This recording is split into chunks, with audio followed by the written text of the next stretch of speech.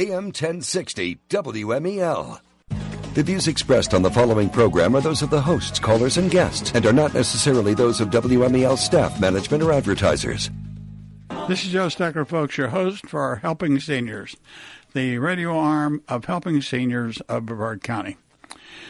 I'd like for you to get your pencil and paper out today because Joe and I are going to give you some phone numbers and we're going to talk some things you might want to remind yourself of, and it might cause you to call Kay, the information specialist over at Helping Seniors. And that phone number, folks, is area code 321-473-7770. 473-7770.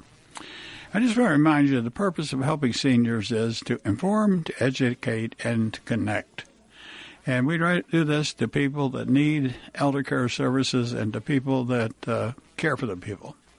You know, for a long time, Brevard County has congratulated itself on being what we term an elder-friendly community. But when you come right down to it, what the heck is an elder-friendly community? You won't find a definition of it anyplace. So I decided to write a 3-part article on what I think is an elder-friendly community. And I think I probably can write just as easy as anybody about what constitutes an elder-friendly community. And the guy with me on this panelist on the show today, I mentioned him, his company, in one of my series of the elder-friendly community, because what the man tries to do is lower the cost of drugs so that more people can get the drugs they need. Prescription drugs I want to talk about, not just plain old drugs, right, Joe? Yes, sir. Yeah, okay. I tend to forget that. I go wound up sometime. But we're going to talk about ways you can help yourself. And that's the whole purpose of Helping Seniors, is to help people many times help themselves. And, you know, and I'm talking a little bit longer than I want to, but I have to say this because seniors have got to stop being afraid of calling the dogs in on them. And just think about the guys in Vietnam and Korea and World War II. The forward observers, the artillery observers were out there, and they were called for rounds to go in on the enemy, or sometimes they had to call rounds in on themselves because the enemy would encroach on the lines. So they would do a bracket fire, and then they would do what they call fire for effect. That means they say call for fire for effect. That means it's all hell breaks loose. That's exactly what it is. So sometimes we seniors have to do that. And depending on how the show goes, I might tell you about a situation we're involved in because, you see, when people call Helping Seniors, if we don't like or we think something's wrong at that phone call, we call other people to find out. And it's a sad state of affairs in the United States of America, folks, when people have to call us because they're afraid of being kicked out of where they live if they report a situation that is life-threatening. And that's wrong. That's really wrong. But it needs to be said. Okay, we're going to talk about it. My sponsors for the first part of the show include Kindred at Home Healthcare, the Eye Institute, Dr. Lee Sheldon. He is a periodontist. Bill Johnson, elder law attorney, WMEL, this radio station, AM 1060. Woosdorf Hospital System, Levin Home Care, Atlantic Shores Rehab, Ebony News Today, Riverview Senior Resort, and Organized Creative Designs. I always have to tell you all what Organized Creative Designs is. It's an outfit that helps you downsize. What that means is when we get old and we got too much junk in our house and we want to live someplace else, we have to get rid of that junk, possessions, treasured possessions that nobody wants, but still we hang on to them and we make our lives miserable sometimes. But that's what Carla does. So if you have a question, you can call Kay. She can give you Carla's number. But let's talk to Joe Pons. Joe Pons is the owner and manager. You're one of the owners, right? That's correct. One of the owners of Canadian Meds. You know, you've been on the show a bunch of times, Joe. We always pick up new people listening since the station broadcast area has quadrupled since you've been on the show the last time. How about just going over and give a recap of what Canadian Meds of Melbourne is, what it does, and how it works to help people? Well, first of all, thank you, Joe, for having me on the show again. It's always a pleasure to have you, Joe, because you do something to help people, and that's why we do the show. Yes, sir. Canadian Meds of Melbourne has a scope of the entire United States, and what we do is very simple. We help people save money on their prescription medications to the tune of 60 to 90%. Very simply, what we do is we utilize our pharmacists in Canada to shop the world. We purchase the medicine from the pharmacies and the manufacturers where the medicines are made, and we have them sent directly to our clients, our patients right here in America, cutting out all the middlemen, cutting out all the greed factor, and saving them all that money. That's it. How long does it take? If let's say somebody talks to you and says, I need insulin. How long does it take you to get it? Insulin is a separate story. Yes. And we'll touch on that in just a second. But from the time that we order a medication to the time that it arrives at their door, it's usually between 2 and 3 weeks. A question that I'm sure that most of our listeners, and folks, the reason Joe says he's going to talk about insulin later, that's a whole separate subject. I tried to trick him. I thought maybe he would talk about it now, but he wants to talk about it later, because insulin is another story, because there's so many diabetics and something. We need to break a deadlock on insulin production and the ability to purchase. But I think a common question that many listeners would have, Joe, would be, how do you ensure that the medications I order don't conflict with other medicines that I'm taking? How do you do that? Our first check is you, the individual. What we do is we have a very short form, that we have you fill out. And you only have to fill it out one time. What we ask is that you fill it out completely, and the most important part is that you put down all the medications that you're taking. The reason why we do that is that allows our pharmacists to look at that, and regardless of whether or not you decide to purchase from us or not, and those medicines, regardless of what you're taking, because the fact of the matter is that sometimes we have more than one doctor, and doctors will prescribe medications based on your need. Sometimes there's interactions with those medications simply because they don't know that the other doctor is prescribing those medications. Well, part of what we do as a safety measure is to make sure that not only the medicine that you're ordering from us is interacting, but the medicines that you're currently taking are not causing interactions. That's extremely important, Joe. I think that of all the radio shows, and my work with the elderly goes all the way back to 1986, when I had command of the Navy Home War in Gulfport, Mississippi.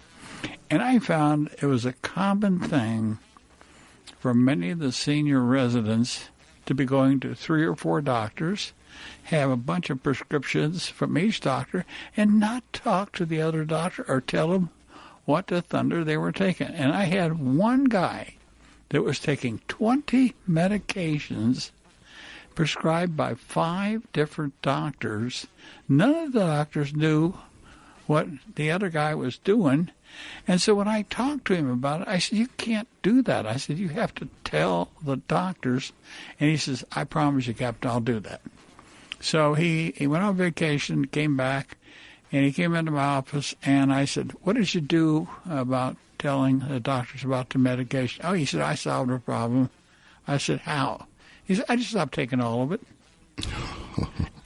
He would take 20 medications, and he just stopped. And you know what? He didn't have any adverse effects from it. I don't understand it. I never did understand it. But it just made me think that maybe, Joe, all this stuff that we take and ingest into our bodies, and I've had several panelists over the years, have really questioned the amount of medications that we take and ingest on the average from Americans. Does that type of thought ever come up in discussions with you and your partners? Absolutely. One of the things that will come up, particularly when given the question and answer portion of my speeches with Rotary clubs and other organizations, is the fact that there are so many people who are now, in 2016, taking medications to the tune of basically 75% of Americans are taking at least one prescription medication. And when you think about that, that's an awful lot of people taking prescription medications. So the question then becomes, are we really that sick? And we have to ask ourselves, well, if we are, why are we that sick? Our belief is that with proper diet and exercise, a lot of this medication would not be necessary. Now, being a business owner, I have 2 different businesses. I would be perfectly glad to close our doors and sell something else if the need was not there. But let's face it, Joe, there are some medications that are required. You can't solve it by changing your diet and by exercise. There's always going to be a need for certain medications, let's face it. But in the case where by changing our lifestyle, we don't have to take as much medication, that would be great. And personally, that's where, if we didn't have to sell as much medication, I'm perfectly fine with that. I've talked about it, and I know you're telling the truth because we've talked about this, folks, several times. Joe and I have. Most of you know that I've been plagued by fibromyalgia for 7 or 8, maybe 9 years, and it's not pleasant. But when I throw in the problems of being 82, along with fibromyalgia and pure old arthritis and creaky joints and everything else, all the athletic injuries over the years catching up to me as I get older. And when you look at me now, you never would believe I did play football at one time. And I was never as big as my panelist is today, but I played against some guys bigger than him when I was playing football at the Naval Academy. So I know what it is to get bounced and plummeted around a little bit. I was a 205-pound tackle at the Naval Academy, and we played the University of Maryland back in 1955, their freshman team, and we beat them 33-0, and that was the team that went on later to win the national championship in 1957. So, yeah, and the guy that I played heads up against, Joe, was weighed 275 pounds. But, I was really beat up. I played 3 quarters in that game, and I was beat up by the end of that football game. But it's just like anything that you set your mind to do, you can seem to accomplish. And you just said something to me, and it's just... It's something I need to talk about because there's so many that are listening. You talked about how maybe we can each do something to lessen our own need for medications. And I agree with you. I've been in therapy, and every therapist that has talked to me has said, Joe, what you need to do is get into your swimming pool, walk, and swim and get your joints loosened up because the buoyancy effect on arthritis makes it so much easier to do that stuff in the swimming pool. Well, I got back in the swimming pool, and I can do it easy in the pool, but it's help when I get out of the pool and try to crawl out of there and get back under the shower. And I paid for it for a while, but I know, Joe, I experienced the same thing that you're talking about on lessening the need for drugs.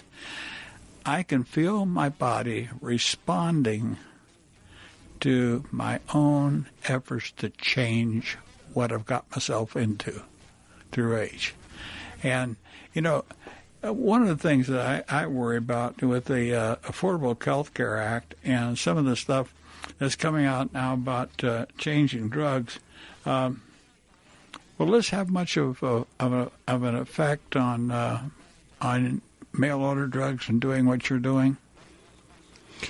It will, because we're going to find that the average everyday John and Jane Q citizen is going to find that their aid, the monies that would normally go to protecting them and helping them save money on the outside, is going to push them to do just like you said, we're going to have to help ourselves.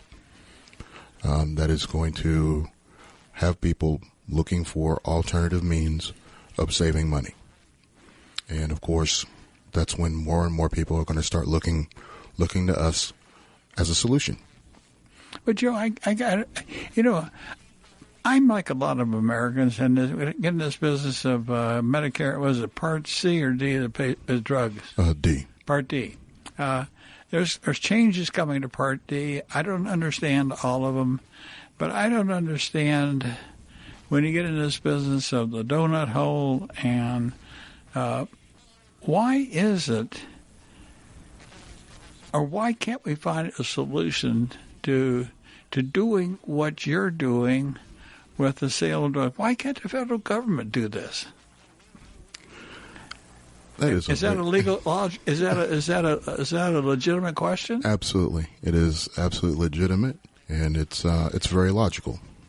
It's the next step in the conversation. The answer would simply seem to be to pass a law saying that you simply cannot price medicine more than what the average American can afford.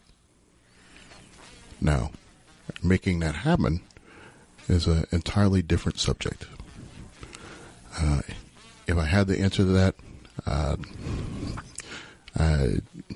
I would give it to you, and we would make it happen today, and I would close my doors, and we'd all be better off.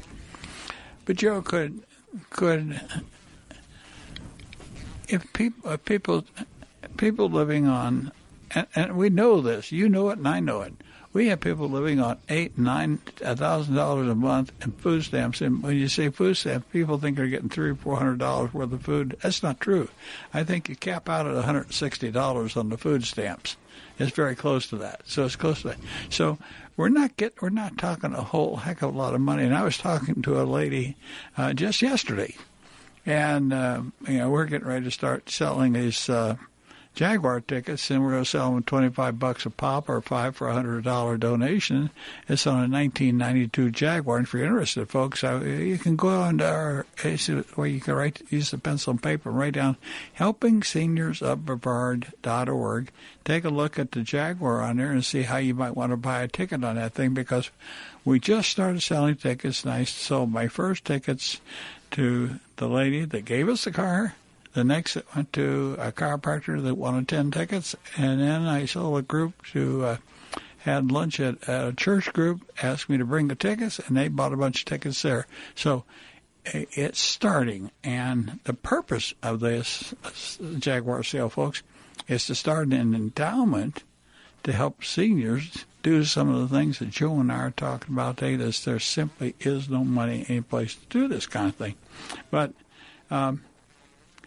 as this service is it a senior type service, what you do? Is it for everybody, or how does it work, Joe?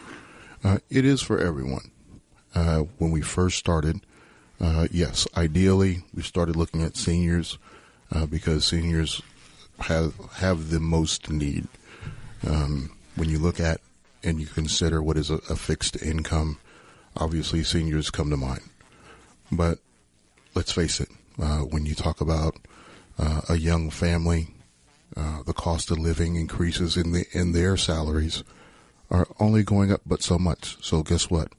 We are all on a fixed income to one extent or another.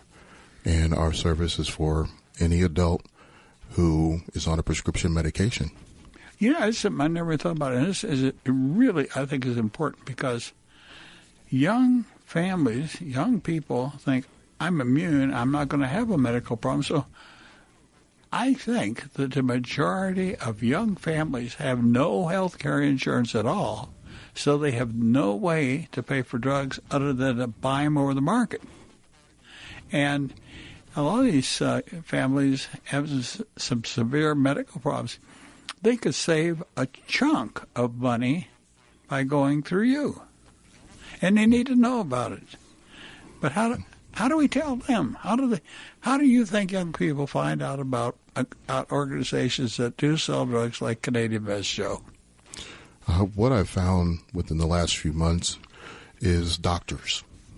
Doctors have been absolutely incredible as far as spreading the word, because the doctors, the office managers, the nurses, the staff have been absolutely wonderful, because they're the front line. They're the ones who see the patients day in and day out. They're the ones who are prescribing these medications. They know who is getting prescribed these medications. And let's face it, other than the big, long-time generic products, most of these medications are not affordable. They're just not. So they have been wonderful. So that right now is our focus, is getting out and talking to the doctors, the nurses, the office managers, letting them know, here we are and we're ready to help. You know, when you go to your primary care, a lot of the primary care doctors, the drug reps leave samples. Do the drug companies ever leave samples with you? No, and I cannot take them. I'm not a pharmacist. I'm not a doctor. Okay, I understand. However, I love the drug reps, because when they leave samples, they actually help my clients. How's that? Because the doctors give those samples to my clients, which allows them to not purchase as much medication. There used to be a point in time when the drug reps used to leave a lot of samples, to the tune where if a person was really in need, they never had to purchase that medication. Doctors knew that they had patients who simply could not afford the medication at all. They would simply give them the samples. And But now, by doctors giving them the medication, if they see that it works, and since the doctors probably have reduced supplies now, they can come to an organization like yours and purchase the drugs at what percent cost average? Like let's say the cost of the drug is 100%. How much do you... Oh, hold that thought. We'll talk about that when we come back up on the other side of the break post. Please stay with us, because a lot of interesting things yet to come. Near Ed Dean, weekdays 5 to 7 p.m. on AM 1060 WMEL. This is Joe Steckler, folks. We're back live with the second half of this Thursday edition of Helping Seniors. I remind everybody that the purpose of our show is to form, educate, and connect seniors and those that care for seniors with resources. In other words, you call us with a problem, we'll try to help you solve the problem. We can't solve it for you, but we can give you information. So, in a manner of speaking, we can help you solve the problem. But if we don't know about the problem, we can't help you solve it. And don't be afraid. That's something I want to tell everybody. If you don't want somebody to know who you are, we're sure as heck are not going to tell you and tell somebody else. If you tell us it's confidential, that's the way it is. It's just like going to a doctor. We're not going to tell somebody if you don't want us to tell. That's foolish. But my sponsors for the second part of the show include Senior Scene Magazine, Hometown News, Spotlight Magazine, Seniors Helping Seniors, The Fountains of Melbourne, Courtney and Braswell Financial Advisors, Barbara McIntyre, who is a home equity loan specialist, Canadian Meds, my panelist today, Ear Care, Vitas Hospice, Handy Pro of the Space Coast, which is a lady that helps you redesign maybe your current home so you can stay in it safely as you get older. So it's a cheap way, or certainly a less expensive way of planning for your future, folks. And the last person I'll mention is Al Dia Today, the Spanish newspaper, and it's Javier Molinares. And Javier is going to be with me next Friday. We're going to do a TV show on Al Dia Today, because more people need to know about what goes on in our different communities. I've had Benjamin Kane, who is the publisher for Ebony News today. I've had Benjamin on the radio and TV, and it's just remarkable how all of these media people work together, Joe. We're doing something to help people. But let's get back to what you and I were talking about. I kind of my short-term memory. What were we talking about? You remember? Yes, sir. You go ahead and pick up on it then. Well, we were talking about the savings. And okay. Average, just the average, ranges between 60 and 90%, which in dollars and cents equates to anywhere between $1,200 to $12,000 a year. And that's cash money in the individual's pocket. And that's on one medication. Wow. Amazing.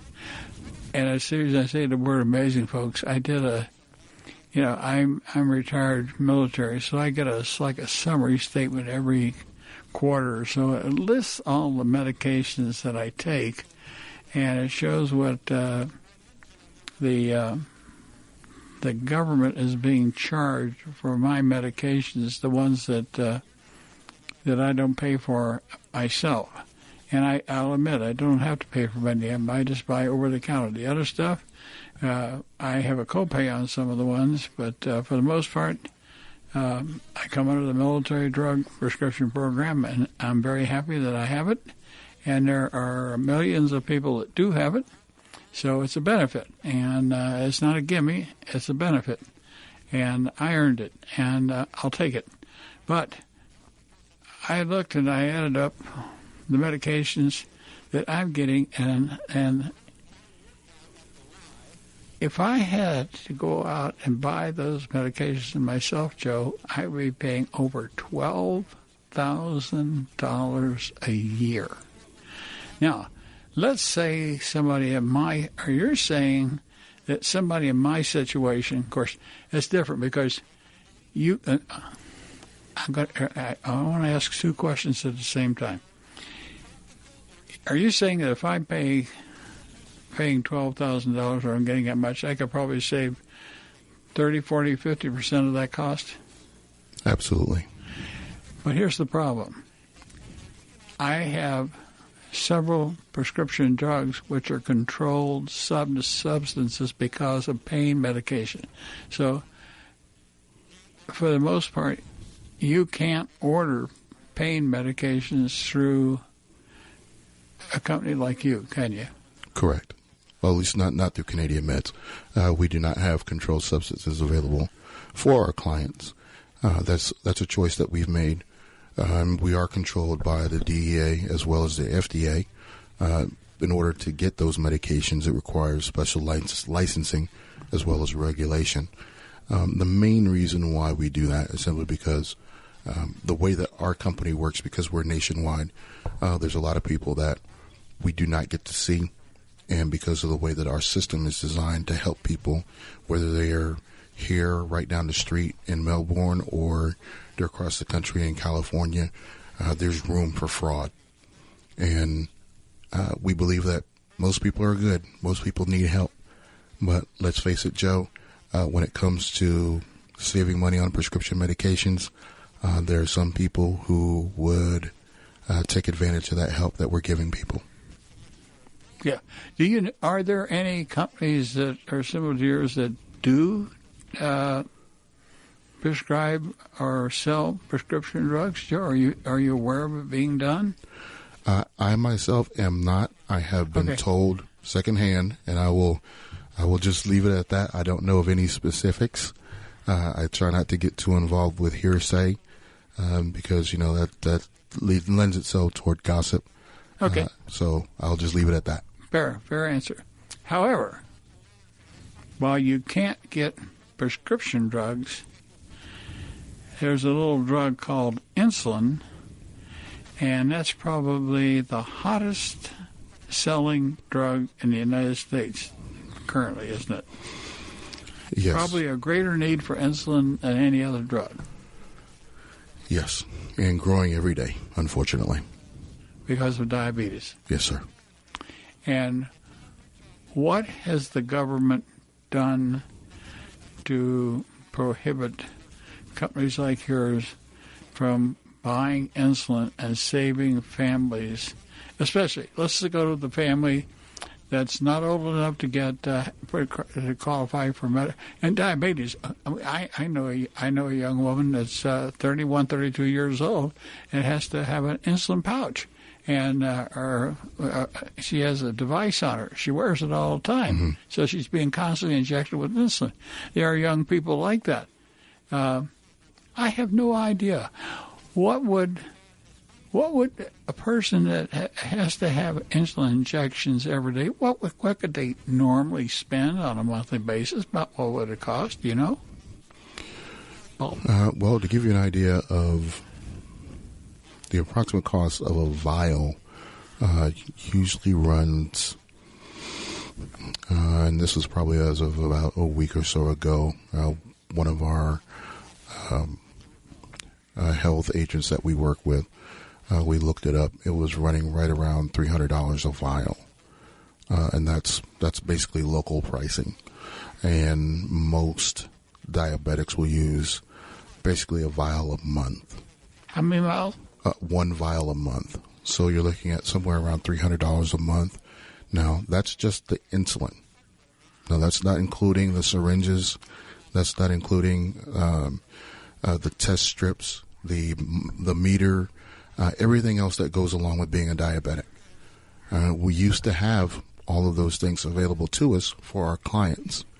And over the past 3 years, we have slowly seen those products taken from us, inclusive of the auto-injector pens, which was the final thing that we were taken off of our, if you would, our shelves. Okay, so what you're saying, I'm just so sorry, ballpark guessing now. We're to say the vial of insulin, using 12 vials a year, with all the testing strips and the machinery and everything, you're looking probably at close to at least $5,000 a year just for insulin, right? Okay. He's nodding, folks. Sorry. Yes. He thinks he's on television. He works at a radio station, Joe. It's radio, not TV. Yes, sir. Yeah. You can shake and nod, but they can't hear or see that. But I'm serious. You go back to that young family, 30-year-old family, mom and dad, maybe a couple of small children, 3 small children, trying to make ends meet, and just get burdened with one single medication. They have to come up with $5,000 a year. And if you could get that insulin, you could probably sell it for $1,000 or $1,200 a year. Correct. Yet, do you know how that is being prevented from being sold by companies like yours? I do not know the specifics. All I know is that they are no longer available through our supply chains anymore, and these are the same factories that are in the same countries that we do business with all the time. You know, folks, this is not, I'm not Mike Wallace in 60 Minutes, but I'm not trying to put Joe through the thing. But I had a reason. Joe and I talked about this before the show because a guy named Peter Brooks, he's very interested in senior citizens, and Peter lives down in Palm Bay, and he sends me a lot of information about what happens on the Internet. He just sent me a report to the President of the United States about the impact of hearing loss on the population of the United States.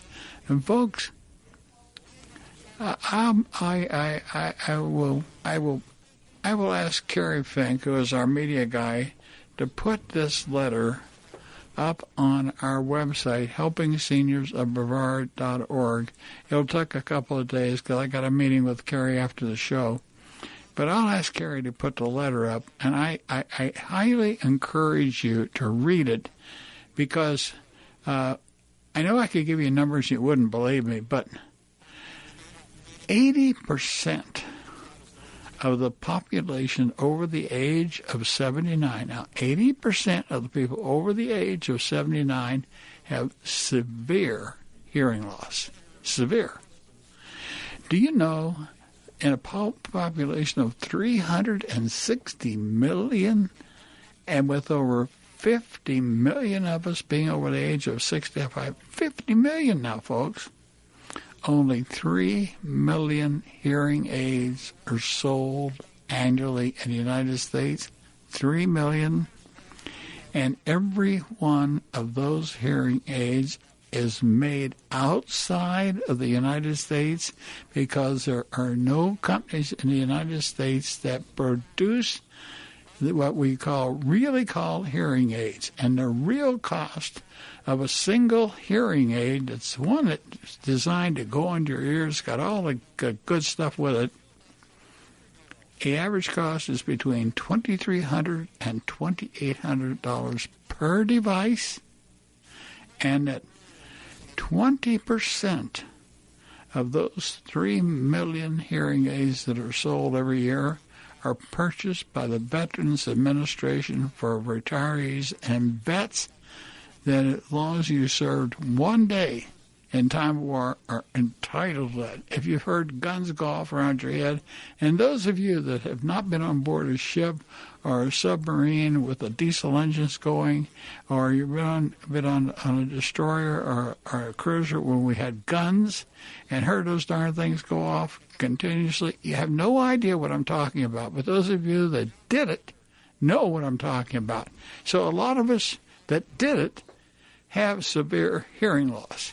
And it really, really bothers me when I find out that we don't appreciate the problem. It's just something that, just like you, Joe, with the insulin, and we have the ability to do a lot of these things in a more cost-effective way to help more people. And I just read another report that under the Affordable Care Act, they're going to put something like 4.7 million parole people that are operating under probation and house arrest.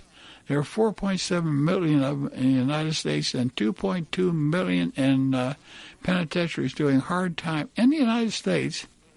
And the majority of those people are projected to go back to civilian society, Joe, and be and they're going to make them available. All the Medicaid benefits will be available to them, and one of the biggest costs that will be incurred with that population will be mental health counseling. And right now, the biggest problem we have with our elder citizens is mental health counseling, and we're going to throw all these people into a system that already cannot take care of itself, and we expect to be able to pay for it and do all these things and not increase the cost of living. How? I don't know how. It's amazing to me, Joe.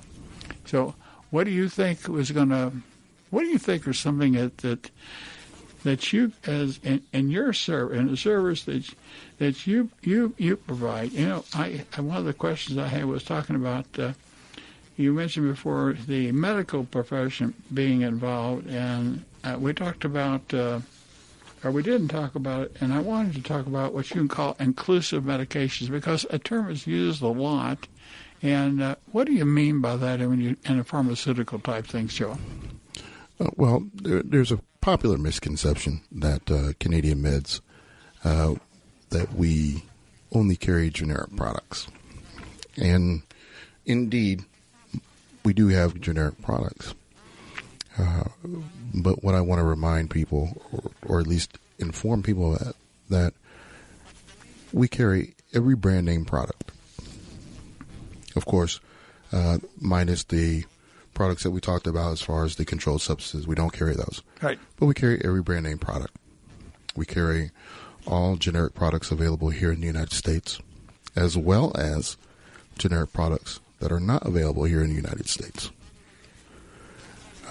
And that's important for people to understand, is that I had a young man of about 80 years old call me and ask me about the new generic product called Crestor. We've had the generic for Crestor for a very long time. There's generic products that have been on the market internationally for products that we have only had the brand name for many, many years. They are safe. They are equally as effective as the brand name. It's just that you just have to ask. Well, I think I don't mean to interrupt you, but I think it is important that our listeners understand that if they have a problem with the cost of the medications they're taking, if they call you, what they have been prescribed, there might just be a generic out there that somebody didn't tell them about. You find that happen very often? Yes. Wow. And not to say that we make the choice for you, because it's the individual's choice. Yep. Oftentimes what they will find is that the brand name product, the same product that they get from the shelves of the big box stores, are significantly less when they purchase through us. And they will still see significant savings. So even if they're purchasing the brand name and they choose not to choose the generic product, they will still see those savings. And what I also want to include is that we also have topical, like creams and gels and injectable products. And that's a lot of pain medication products are that way. Yes, sir. That, while you may not be able to get prescription drugs for pain control, you can get the topical stuff, and a lot of that does work. I know, I'm trying to think of this, the one I take it, it's like it's a gel, and you rub on your joints, but I'll think of the name after the show. But those things are probably available through you and would be a tremendous savings. Absolutely. And that's the kind of thing you don't have to have. You can wait 2 or 3 weeks for that stuff to come through. Yes, exactly. A lot of the of our folks, they deal with acne and skin problems. Well, we have Retin A, which is a cosmetic, and it comes in a cream or a gel. Retin, what is it? It's called Retin A. I've heard of that, and I know about that. You've heard of that? Yes. Well, people are surprised that because it is a prescription, and they think generally of pill version medications, and then they hear, well, you have Retin A, and it's a third of the price. It's kind of shocking for people to understand that. And we were discussing before about choosing specialists. If you don't mind me going off a little bit on a tangent about the injectables and dealing with orthopedic surgeons. I was going to ask that. Go ahead. We don't have a lot of time, but that's something I want to talk. Let's talk about. You tell a story. Talking with orthopedic surgeons or the doctors, there's a product called Orthovisc, and for those who have no cartilage in their joints, they can have the orthopedic surgeons provide relief by injecting this product. The problem is that it's $1,200 for this injection. And, of course, many people simply don't have $1,200 lying around. Through us, it's $189. $189? Correct. And get this, folks. Joe makes a profit off of selling it at $189. The company that makes it is still making a profit, and there's probably some other profit tapped off someplace along the line before you get it. But that's what drives me and a lot of people like me out of our minds, Joe, when we see about all the care that people need, and there's so much overhead cost. It's Absolutely. So the doctors get to see their patients again. People who have trouble walking actually get to, enjoy mobility again, and that's for not just for knee joints but shoulders, elbows. This is where we provide a solution for everybody involved. At less than $200. That's why we're here. And the doctor is probably tickled to death that you're doing this, because he's not making any money off of that. He's getting paid to do the injection. Correct. He's not getting it off the cost of the drug. He's able to serve more people with care that they need. And I remember one time when my primary care doctor gave me a shot in my joint on my left hip it was really hurting me, and he put something, I don't know what it was, but it helped me a great deal. Hey, we're out of time, Joe. I'll have you back next month, and we'll talk about some more about medication. But folks, there's just something always to learn. And Joe, thanks for being here, and I hope your listeners have enjoyed it. If you want to get interested in tickets on a Jaguar or finding out how you can help, let us help you. Call Kay at 473-7770.